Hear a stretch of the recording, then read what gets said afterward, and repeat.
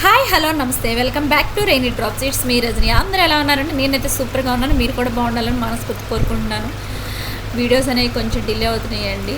కొంచెం personal problems వల్ల video అనేది పెట్టలేకపోతున్నాను. అయినా సరే మీకోసం ఇంత గ్యాప్ తర్వాత మంచి వీడియోతో మీ ముందుకు వచ్చేసాను.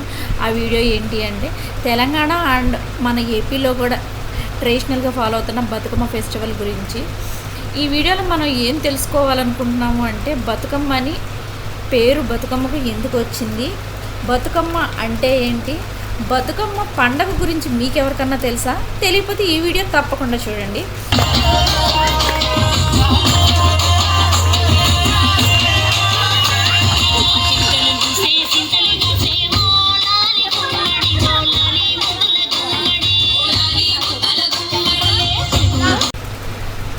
అలాగే ఈ బతుకమ్మ చరిత్ర అండ్ ఆవిర్భావం గురించి తెలుసుకుందాం. చాలా శతాబ్దాల క్రితం తెలంగాణ ప్రాంతంలో ఒక కాలంలో చోళరాజులు భక్తి చిహ్నమైన శివలింగాన్ని తమ దేశానికి తీసుకువెళ్ళారు అని చెప్తూ ఉంటారు. అప్పుడు ఆ ప్రాంతంలోని స్త్రీలు గౌరీదేవిని పూలతో ఆరాధించి ప్రార్థించేవారట. మా ప్రాణమైన అమ్మ మాకు బతుకును ప్రసాదించు అని మొక్కుకున్నారట. అప్పటి నుంచి ఈ పూల పండుగను బతుకమ్మ అనే పేరు వచ్చింది అని ఈ కథనం చెప్తోంది.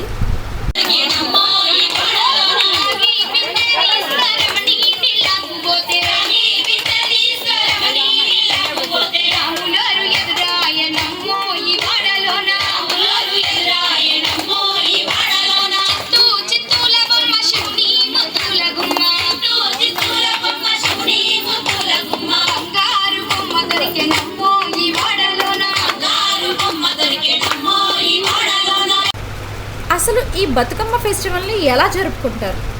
బతుకమ్మ పండుగ 9 రోజుల పాటు జరుపుకుంటారండి. చాలా ప్రదేశాలలో అయితే ప్రతిరోజు ప్రత్యేక పూలతో ప్రత్యేక నైవేద్యాలతో దేవిని పూజిస్తారు. వెన్నెల పూలు, గున్నగి పూలు, తంగేడు పూలు, చామంతి పూలు, బంతి పూలు ఇవన్నీ కలిపి రంగులుగా పూల స్తూపాన్ని అనేది రెడీ చేస్తారు. మహిళలు ఇంటి ముందు ఈ పూల బతుకమ్మను గౌరవంగా ఉంచి పాటలు పాడుతూ వృత్తాకారంలో చుట్టూ తిరుగుతూ నృత్యం చేస్తారు. ఆ ఆటనే బతుకమ్మ ఆట అని కూడా అంటారు. మీకు ఈ వీడియో ముందుకు వెళ్ళినట్టయితే ఆ బతుకమ్మ ఆట కూడా ఎలా ఆడతారు అనేది చూపిస్తాను.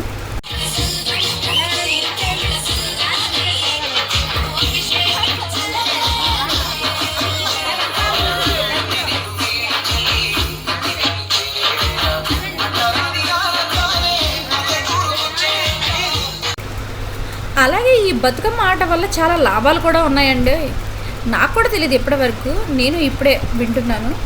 బతుకమ్మ చుట్టూ వృత్తాకారం తిరుగుతూ పాటలు పాడడం వల్ల కేవలం ఆచారమే కాదంటండి, అది ఆరోగ్యకరమైన వ్యాయామం కూడా. శరీరానికి చక్కగా వ్యాయామం అవుతుంది, రక్త ప్రసరణ మెరుగుపడుతుంది, హృదయానికి శక్తి లభిస్తుంది. అలాగే పూల పరిమళాలు మనసును ప్రశాంతంగా ఉంచుతాయి. ముఖ్యంగా ఈ పండుగలో మహిళలు కలిసి ఆడడం పాడడం వల్ల వాళ్ళ మధ్య ఉన్న ఆత్మీయత మెరుగుపడుతుంది. ఆనందం ఒకళ్ళతో ఒకళ్ళు పంచుకుంటారు, వాళ్ళు ఒత్తిడికి దూరం అవుతారు అని కొంతమంది పరిశోధకులు చెప్తున్నారండి. ఇది అండి బతుకమ్మ ఫెస్టివల్ గురించి నేను రీసెర్చ్ చేసిన విషయం. అయితే నేను చెప్పిన విషయాల్లో ఏమైనా తప్పులు ఉంటే ఐఎమ్ ఎక్స్ట్రీమ్లీ సారీ.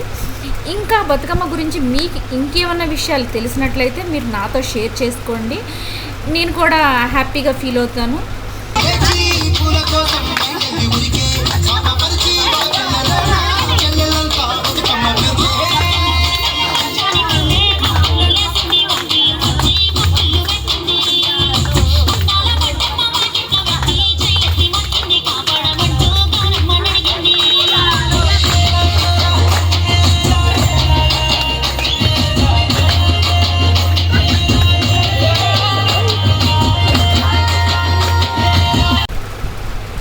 ఇది అండి మా స్ట్రీట్లో మేము చేసిన బతుకమ్మ ఫెస్టివల్ గురించి. అయితే నేను చెప్పిన మ్యాటర్లో ఏమైనా మిస్టేక్స్ ఉన్నా, మేము చేసే విధానంలో ఏమైనా మిస్టేక్స్ కనిపించినా మాకు చెప్పండి ప్లీజ్, మేము కరెక్ట్ చేసుకుంటాము.